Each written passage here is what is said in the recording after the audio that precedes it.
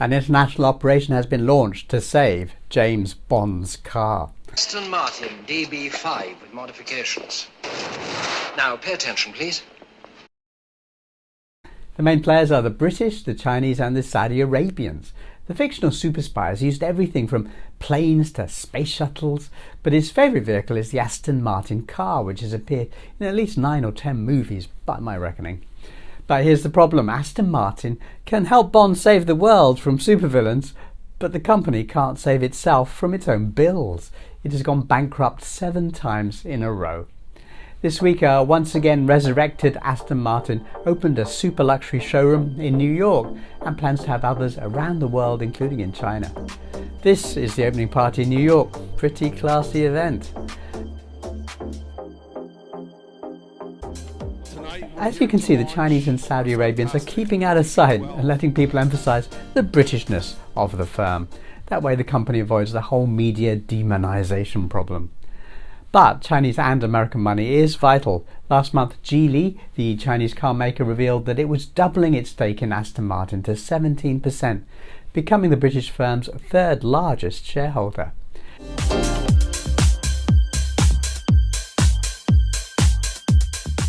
The other Bond-associated sports car label is Lotus, another British brand. Lotus cars appeared in The Spy Who Loved Me and For Your Eyes Only, maybe others. The British couldn't make Lotus work financially, so the Americans and Europeans tried and failed. Asia came to the rescue. In 2017, Geely bought a 51% controlling stake in Lotus, with the remaining 49% held by a company owned by a Malaysian billionaire. Now, they pumped in almost $3 billion to relaunch the British brand as a high-performance electric car, and well-reviewed new models have been rolling off the ramps.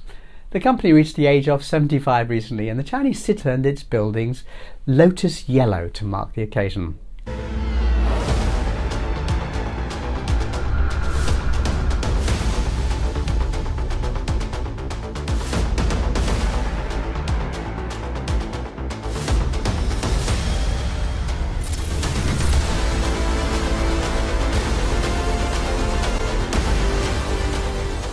Pretty amazing sight, as you can see.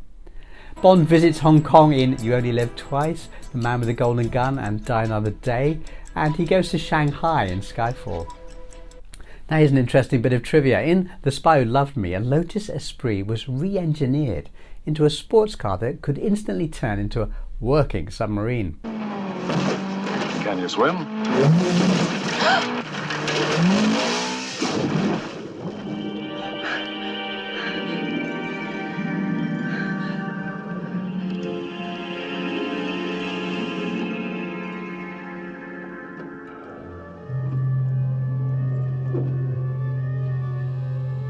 After the movie, that specific car was abandoned in a rental locker. 10 years later, the locker company offered the contents of abandoned lockers for just $100 US dollars.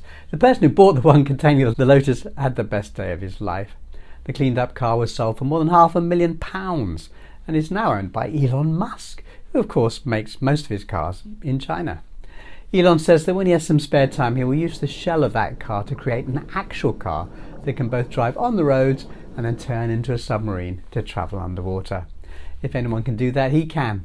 Meanwhile, most people probably don't realise that the supervillain in the very first James Bond film, Dr. No, is actually meant to be Chinese or half Chinese. Dr. No wore a Mandarin collar, but it's hard to imagine anyone less Asian looking than the actor who played him. They are still puzzled, Mr. Bond. Not any longer. I sent a complete report. Look, Mr. Bond, you've not contacted your headquarters since you requested a Geiger counter. Since then, the series has avoided having Chinese supervillains. Probably wise. Peace. Mr. Bond?